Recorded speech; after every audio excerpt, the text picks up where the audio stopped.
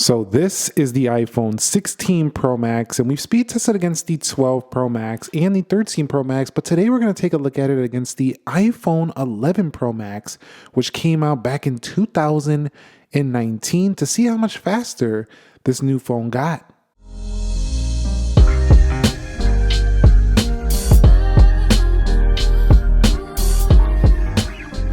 So what is up, guys? Nick here, helping you to master your technology. iPhone 16 Pro Max versus 11 Pro Max. Let's begin with a boot up test in 3, 2, go, and see which one could get there first.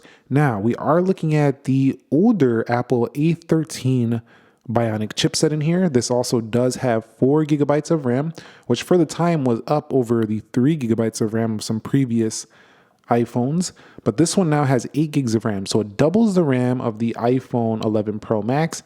It also gets bigger by 0.4 inches, so it does look substantially larger than the iPhone 11 Pro Max.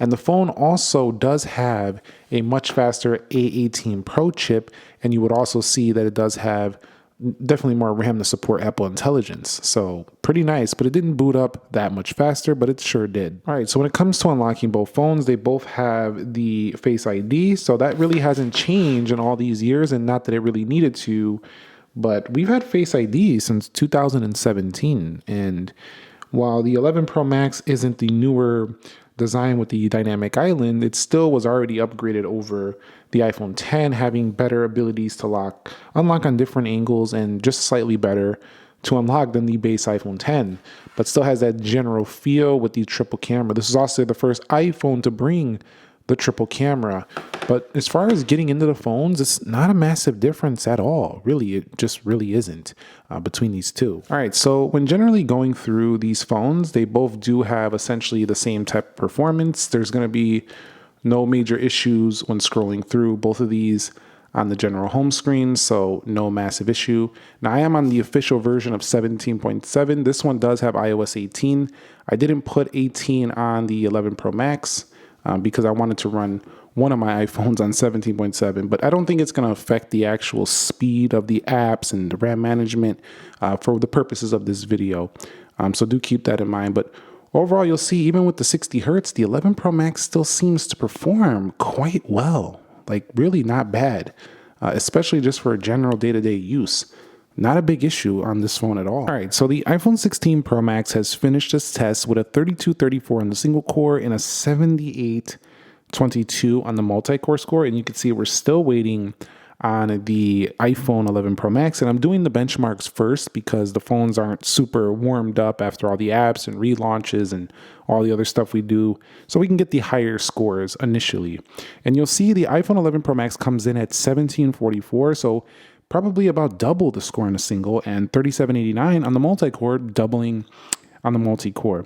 But I will say that the iPhone 11 Pro Max still gets really good scores in general, considering its age. It still does pretty respectable. Considering this is a 2019 phone, it doesn't even have 5G, but it does have a SIM card slot, and it still has a pretty good battery life if you have a fresh battery in there. So it's not a horrible phone, even though it's been out this long. So here's the Wildlife Extreme scores for the iPhone 16 Pro Max, and we have some ridiculous high score of 4615 and 27.6 on the frame rates. That is a sizable lead over what you're going to see here on the iPhone 11 Pro Max, and this is my best score I think yet, scoring better than 90% of devices on the market. So there is another 8% of the market that's faster. I wonder which exactly those are, but I know the iPad Pro M4 is definitely at 99%, so it's faster than pretty much everything.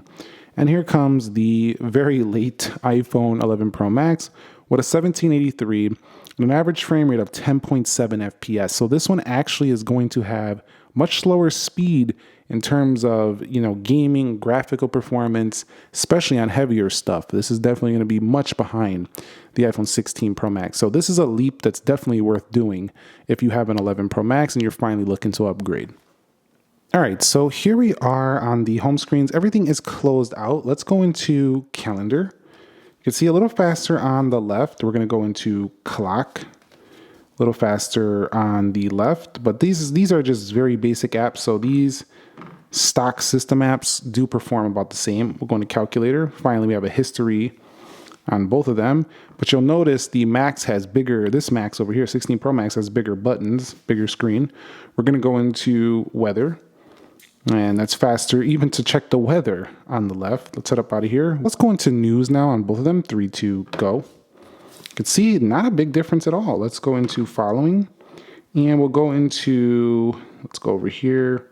We're going to go to Apple News here on both of them. So we'll go to Apple's newsroom. Let's go here, 3, 2, go. And you'll see that one actually loaded first on the 11 Pro Max. So when it comes to reading Apple News, reading the news, you're not going to have no issue on either. You're not going to get any performance boosts in something like that. Let's go into App Store, and you'll see, wow, that was faster on the right. Let's go into games, faster on the left. We'll go into Roblox, and you'll see that was faster on the left substantially to load that. And then if we go in here, you'll see scrolling through, reading around, moving around. It's just going to come down to that 120 hertz when it comes to looking up things in here. But you can see as you click elements within application, they load at about the same time. Not a big issue on either. That animation flying out, though, was definitely worse on the 11 Pro Max. We'll go into Instagram. And unlike some of the other iPhones, that was much faster on the left. If I was upgrading from an 11 Pro Max, I would actually be looking forward to the performance boosts. Because if you held on this long to your iPhone 11 Pro Max, you are getting substantial performance boosts. Let's go into X, unlike the 16 Pro Max to the 15 Pro Max, or 14 Pro Max to the 16 Pro Max. The performance boosts are going to be much larger here on these two. Now let's go to YouTube. We'll go to YouTube here, and you'll see faster on the left. Let's go over here to this area. We'll go to trending, and you see as we scroll, pretty similar on both. And even loading up the content is not massively different here. So the optimization of certain apps is still very good, even on the 11 Pro Max. Let's take it over here to Prime Video, and you'll see faster on the left. If I do click this right here, you'll see that was slightly faster on the left.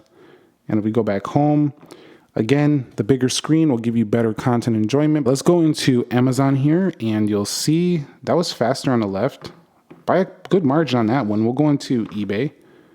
That was faster on the left. And here comes the iPhone 11 Pro Max, way behind on that one. We're going to go into Best Buy. So far, I'm seeing generally the 16 Pro Max has some pretty big leaps in loading apps. These differences are much more noticeable than our year-over-year upgrades. Let's go into Jetpack Joyride, and we're going to see under this basic gaming, we do have the game mode enabled over here. So this will give it an advantage. And you'll see here comes the 11 Pro Max. This one not having game mode probably is making it a little slower, but it still was going to be slower either way. I mean, this phone is just much older, so don't think that's the only thing. You'll see over here, there we go. So pretty far behind when launching the game. I would expect it's only going to be similar here on Real Racing mode over here. So Real Racing 3. This is probably going to take some time for this guy over here. And you'll see as we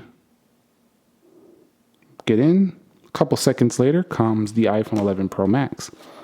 So it's not like the end of the world. Like, it's not like, oh, you don't got a few seconds. But this stuff really does add up throughout the day if you're coming from an 11 Pro Max. And I understand the game mode is probably giving this a slight boost, but it's not anything major. Really isn't. You'll see right there, a couple of seconds here or there. Let's go into Free Fire. I do believe in Free Fire. Some stuff like this, the newer phone is definitely going to load this stuff faster.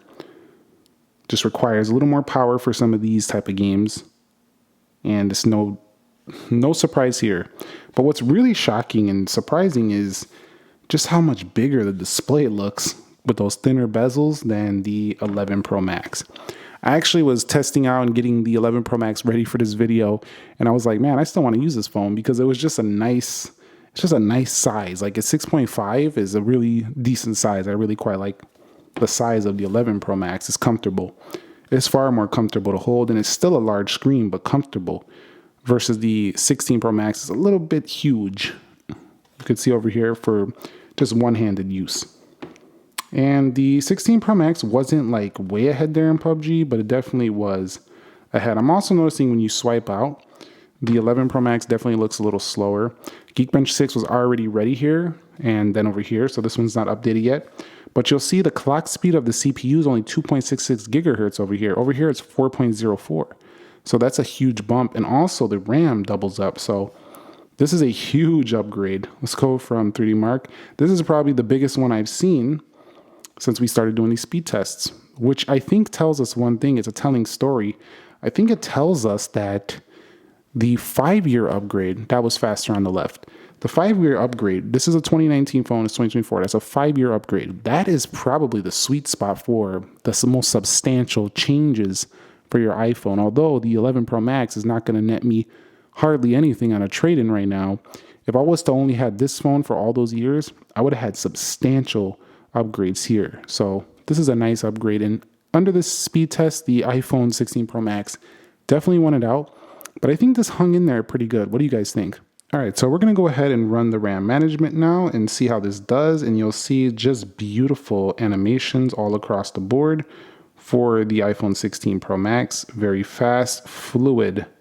And while this doesn't run always at 120 hertz all the time because it's adaptive refresh, it still tends to look buttery smooth and even smoother than a lot of Android phones as well as the older or 60 hertz standard iPhones. Some people might not be able to see it, but you definitely see it side by side. All right, so let's see how beautiful this one looks. I know this one back in the day was one of the best. Now the animation's kind of looking like a base 16 with their 60 hertz over here. There goes a reload, and 4 gigs of RAM is starting the reload process right now. So 4 gigs of RAM is absolutely trash in 2024 for people who want to multitask or go through and do a ton on their phone. If you're a one app at a time kind of guy, you do one thing at a time, I don't see this being an issue. You see, everything is reloading though. But if you're relying on your phone for heavy day-to-day usage, I do see this being an issue because I think some of the apps are going to crash sometimes. And this phone is feeling really toasty, but so was the 16 Pro Max was feeling a little bit warm. So let's go ahead and check the temperatures. So yeah, so before someone comments it, yes, I'm trying to find an excuse to play with this infrared thermometer, but I think it's a good usage right here. We're sitting at about 101.6, 101.8 at the max. So 101.8 over there. It had a second to cool down. This one's still toasty though. Wow, look at that difference. Oh yeah. 114.9 degrees. This thing is burning up. Okay, it's not burning up, but it was very, very hot. We're getting near 115 degrees. So this phone showing with that heat, nowhere near as efficient on these current softwares versus the iPhone 16 Pro Max. So that's going to be a big change as well for you. A lot better heat management on a newer phone. I know some people can say the battery. My battery's at 100% capacity on here, so it's actually not the battery. Plus, I've always kept this battery maintained in cool environments. Well, I was wrong. It's 98. Close enough. You get the point, though. I thought it was 100. That was my 12 Pro Max. I think that's at 100, not this one. My bad. But definitely, you'll see 98%. So it's not that. This phone just gets warmer because it's less efficient. It can't handle as much performance as this phone can under that load. So the 16 Pro Max is good for people who want a phone that doesn't get too hot, is what I'm saying. All right, so let's go ahead and take it on to apple.com. We'll see that the iPhone 16 Pro Max faster. Here's your favorite iPhone 16. No, I'm just guessing. I don't know if it's your favorite. You might dislike this phone, but you'll see definitely both of them loading up just fine, so we have no real issues with browsing so far. At the same time, you'll see that both of them do a fine job in the Safari internet, so very good. iPhone 16 Pro Max is nice, and the 11 Pro Max can still do that provided you're not overloading it with a bunch of apps in the background. And there's no real issues with the speed of performance during things like iMovie. A lot of these apps are mobile apps, even some of the other video editing apps, and they will have smooth timelines and render pretty quickly, but the 16 Pro Max will pull ahead in this department as well. So the 11 Pro Max to me generally just doesn't feel like a pro phone anymore. It doesn't feel standard. It just feels like a flagship iPhone from years ago. It doesn't really feel pro at this point to me. But definitely it's still a really nice Apple phone. It still looks good with the midnight green. The cameras, it just doesn't look like a pro phone anymore. It just looks like an old premium iPhone, in my opinion. This phone with the new camera button, the newer cameras, the large bezel-to-bezel screen, this looks pro right now. All right, before we get up out of here, let's go ahead and do a quick camera launch on both cameras. And we'll do it in 3, 2, and go. And you'll see, for some reason, the iPhone 11 Pro Max launched at first, 3, 2, go. Now it's the other one. So at first, the initial launch goes to the right. And one thing Apple has been doing really good for years is that transition between the cameras, super smooth on both of them. A lot more quality, though, on the newer one, on the ultra wide, as well as a lot more zooming abilities and more modes. Like, there's no cinematic mode here. There's no spatial video mode here. It's just much more pro. Now, I believe too, you can do a pause video now over there and continue recording. You got the camera button. So there's a lot of upgrades in camera. You can also pause video if I was to upgrade to iOS 18, more than likely over here as well. But wrapping up at the end of the day, the iPhone 16 Pro Max is a substantial upgrade in performance, as you've seen in this speed test, but it's also an upgrade in a lot of other areas. So I do think this is one of the more recommended. If you have a 11 Pro Max, a 12 Pro Max, and even some of you wouldn't be too disappointed if you had a 13 Pro Max. Anything beyond that, I do think it's harder of a justification unless you just really want to always have the latest phone that came out. So I think this one was interesting to see how they perform. Let me know your guys' thoughts. Are you upgrading from the 11 Pro Max? Are you not? Are you interested in some other comparisons we haven't done just yet? Drop those in the comments and subscribe if you haven't already. Thumbs up if you enjoyed it. Nick here. I will catch you all in the next episode. Be sure to be well and peace.